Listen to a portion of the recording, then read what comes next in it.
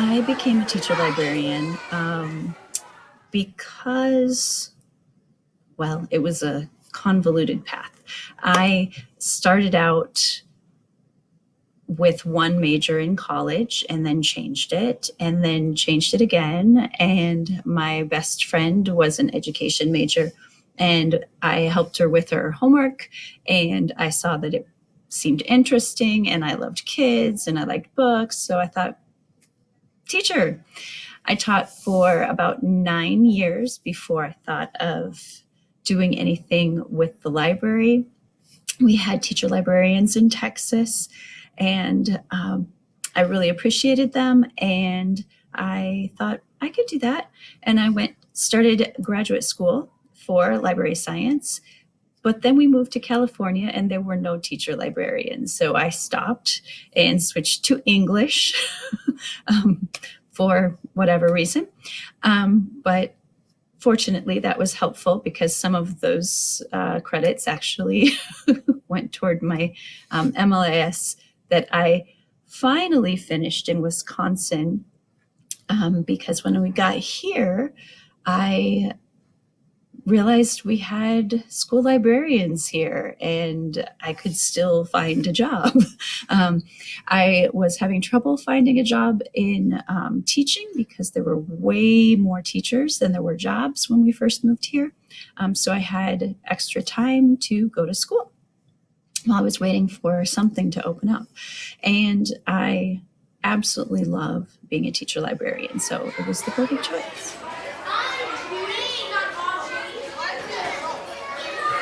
The partnership between teachers and teacher librarians can be a very powerful one.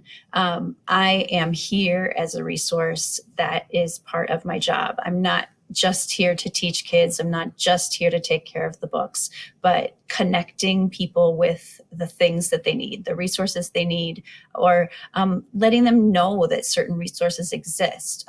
Part of my time is spent keeping up with what is available, what is out there, and purchasing the things that maybe we can't get otherwise.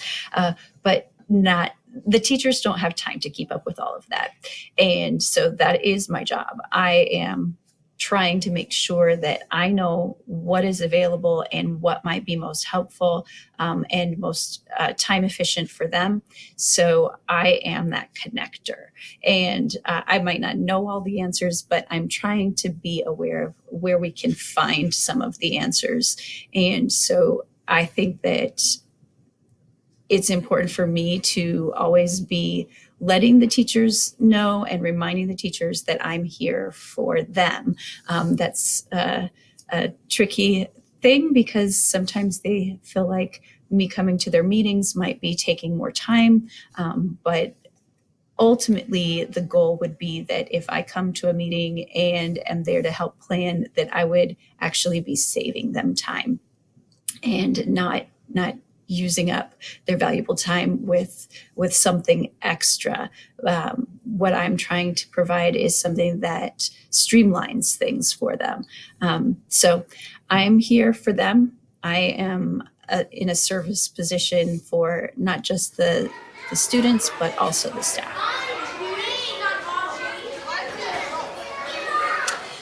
The magic of being a teacher librarian is that every day is different, and I set my schedule beyond the class schedule that I have. All of the other time that I have, I'm choosing what to do, when to do it, and how to do it.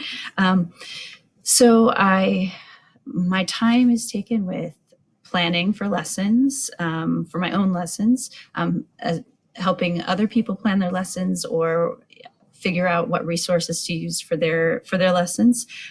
Teaching, obviously, is a big part, but it's also gathering books for staff, attending meetings of lots of different kinds. Just yesterday, I was working on arranging an author visit. Most of our author visits are virtual, but we do try to have some in-person author visits too. Ordering books, cataloging books, and weeding the books. and so many emails. I am also a troubleshooter for tech problems. We do have an IT department, but I'm usually the first stop to determine whether it's something we can solve here or whether we're going to need help from the tech people. So I also am supplying some physical resources. We have DVD players and dot cams, and we do have one set of iPads that's housed here in the LMC. Most other devices are provided in a different way, but I do have some of that I am overseeing and maintaining. I'm sometimes, though, just taking kids for a walk from a nearby classroom and they just need a break. So it's even that kind of thing. Planning with teachers. I also create a monthly newsletter for teachers so that they know what's new here in the LMC, books, resources, anything like that, or just little reminders of things that they may have forgotten that exist. I'm also making video tutorials for students and staff for a lot of our resources. And I oversee the 5th grade tech crew who create our video announcements, and that's a lot of fun, but takes a lot of time editing, a lot.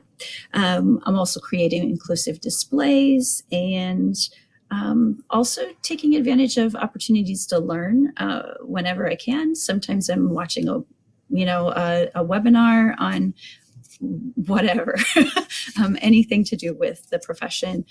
So all kinds of things are happening in one day.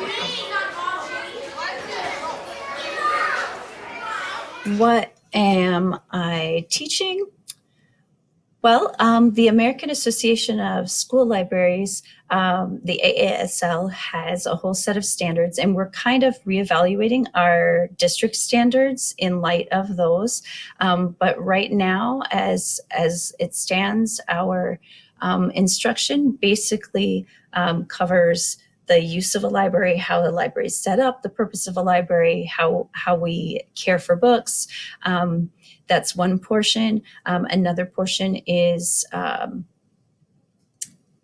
reading appreciation and evaluating what we read, looking to see who are the authors, what is their perspective, whose perspective might we be missing, are we looking at information that we understand whether it's biased or not biased. And in part of that reading appreciation, we also include looking at inclusive literature, diverse literature from all different kinds of cultures and backgrounds.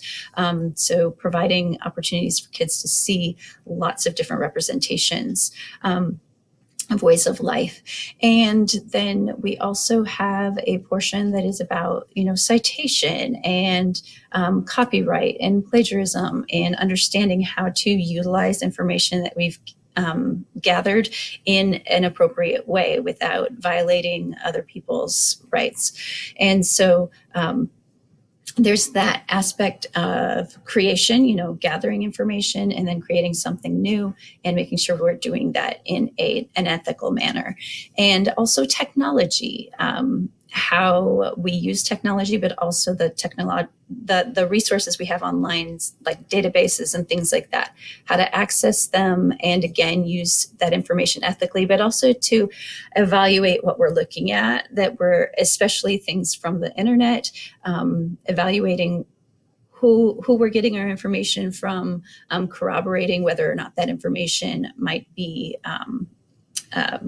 accurate, or whether there are many places giving out the same type of information that it lines up with what we can expect to be accepted fact.